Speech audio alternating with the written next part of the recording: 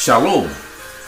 Selamat sabat hari ke-7 saya ucapkan kepada jemaat CBC dimanapun saudara-saudari berada. Dan saya juga menyampaikan salam misi kepada saudara-saudara yang bersekolah di Sekolah Tinggi Misiologi. Kiranya hari ini menjadi hari berkat bagi kita, karena hari ini adalah hari khusus di mana kita akan menyembah Tuhan, beribadah kepada Tuhan. Hari ini saya ingin menyampaikan satu perikop yang terdapat di dalam Matius 28 sebagai bahan pembelajaran kita hari ini, sekaligus pemberitaan Injil yang kita sampaikan. Matius 28 dengan perikop perintah untuk memberitakan Injil. Dan ke-11 murid itu berangkat ke Galilea, ke bukit yang telah ditunjukkan Yesus kepada mereka. Ketika melihat Dia, mereka menyembahnya. Tetapi beberapa orang ragu-ragu. Yesus mendekati mereka dan berkata, "Kepadaku telah diberikan segala kuasa di sorga dan di bumi. Karena itu pergilah, jadikanlah semua bangsa muridku, dan baptislah mereka dalam nama Bapa, Anak, dan Roh Kudus. Dan ajarlah mereka melakukan segala sesuatu yang kuperintahkan kepadamu. Dan ketahuilah, aku menyertai kamu senantiasa sampai kepada akhir zaman."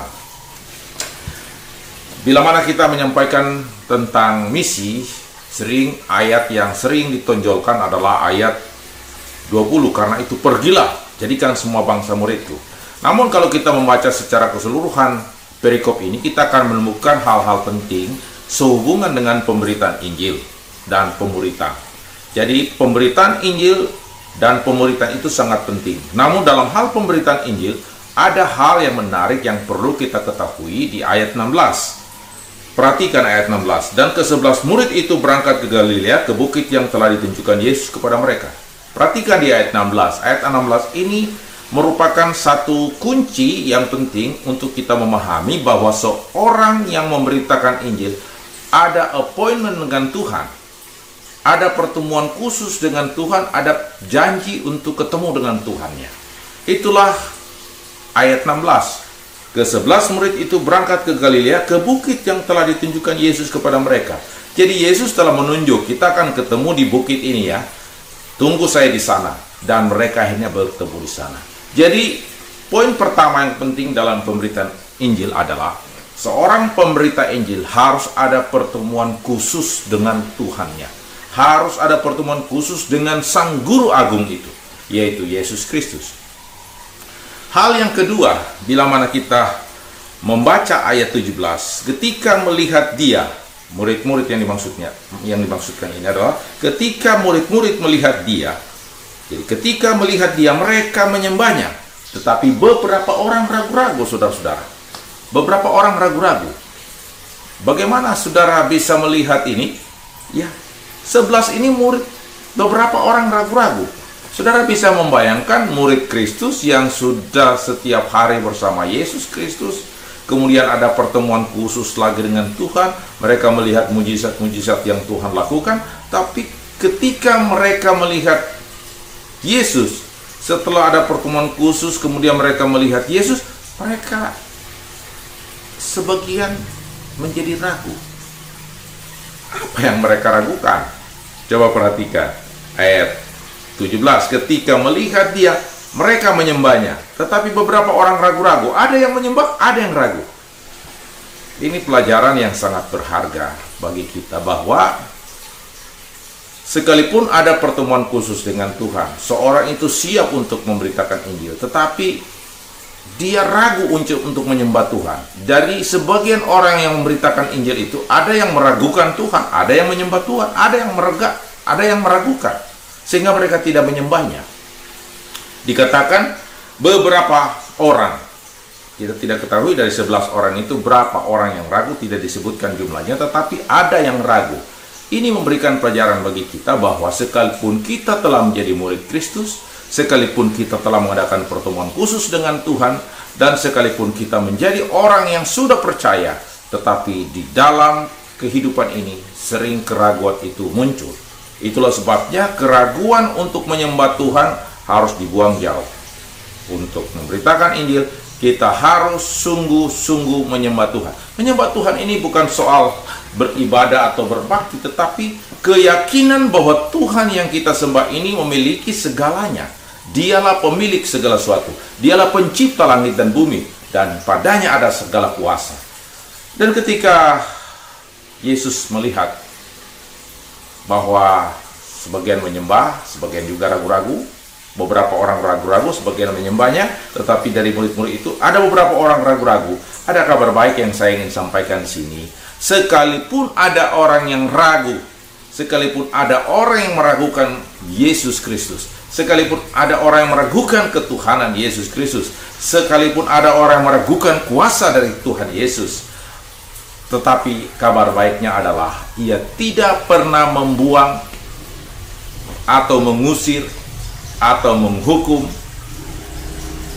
atau menjudge, menghakimi orang yang ragu-ragu terhadap dia. Hari ini adalah kabar baik bagi kita bahwa Yesus pun tidak menghakimi, tidak mengusir, tapi dia melakukan tindakan kasih yang merupakan karakter ilahi, yaitu karakter dari Yesus Kristus. Perhatikan di ayat 18, itulah satu ekspresi kasih yang sangat luar biasa dari Guru Agung, yaitu Yesus Kristus. Perhatikan ayat 18. Yesus mendekati mereka dan berkata, "Kepadaku telah diberikan segala kuasa di sorga dan di bumi." Saudaraku, ayat ini memberitahukan kepada kita bahwa Yesus bukan menjauh dari mereka. Yesus bukan mengusir mereka, tetapi Yesus mendekati mereka dengan memberikan keyakinan yang pasti bahwa segala kuasa kepadaku telah diberikan segala kuasa di sorga dan di bumi. Bahwa kuasa yang di sorga dan di bumi ini ada pada Yesus. Sehingga mereka tidak perlu meragukan kuasanya. Untuk itulah ketika Yesus berkata demikian, sekalipun ada yang ragu-ragu, dia mendekati. Kata mendekati ini sangat dalam, saudara-saudara. Berapa banyak kita yang ragu kepada Tuhan Yesus? Berapa banyak orang yang ragu tentang ketuhanan Yesus? Berapa banyak orang-orang yang telah menjadi percaya tetapi masih ragu untuk menyembah Tuhan dengan sungguh-sungguh? Tetapi Yesus akan mendekati saudara dan saya. Yesus tidak membuang saudara dan saya. Itulah kabar baiknya. Karena Injil itu adalah suatu ekspresi kebaikan kasih Allah yang sangat luar biasa untuk menyelamatkan manusia. Misi ini adalah misi penyelamatan. Dan orang-orang yang membawakan kabar selamat kepada dunia harus didekati untuk membuat mereka betul-betul menyembah Tuhan tanpa sedikit pun keraguan. Hari ini, marilah kita mengadakan persekutuan dengan Tuhan, pertemuan khusus dengan Tuhan. Yang kedua, kita harus menyembah Tuhan tanpa keraguan. Dan kita harus terus sadar bahwa segala kuasa, baik di sorga maupun di bumi, dimiliki oleh Yesus Kristus. Dialah Tuhan pencipta langit dan bumi. Jangan ragukan tentang kuasanya. Untuk itu, saudaraku, disitulah ketika kita sudah menyembahnya dan tidak meragukan lagi kuasanya, maka di situ saudara akan benar-benar bisa menjadi seorang murid yang akan memuridkan orang lain lagi. Itulah sebabnya buku Matius mencatat, karena itu pergilah, jadikanlah semua bangsa muridku. Murid ini, dari 11 murid ini disebutkan, mereka disuruh pergi, memuridkan lagi. Jadi ini disebut misi pemuritan. Jadi discipleship, misi pemuritan, adalah misi murid memuridkan murid. Dalam bahasa istilah misinya adalah mateteon. Jadi mateteon itu adalah satu istilah bagaimana murid melahirkan murid baru lagi. Jadi ketika kita menjadi murid Kristus, kewajiban kita adalah menjadikan orang-orang di sekitar kita menjadi murid Kristus juga. Sehingga murid Kristus ini ketika itu akan melahirkan murid Kristus lagi, itu yang disebut dengan mateteon. Jadi murid memuridkan murid, murid memuridkan murid. Dan inilah yang disebut duplikasi pemuritan. Jadi multiplication atau duplication daripada discipleship. Discipleship, pemuritan yang sejati adalah murid harus memuridkan. Murid harus memuridkan, tetapi ajarkan mereka tentang hal-hal penting tentang apa yang diajarkan Yesus. Yesus sudah memiliki segala kuasa di sorga dan di bumi. Dialah pemilik sorga dan bumi. Dia punya kuasa atas sorga dan atas bumi. Dan ketika dia berkata, pergi, itu adalah kalimat perintah. Jadikan semua bangsa muridku. Dan baptislah mereka dalam nama Bapa dan Anak dan Roh Kudus.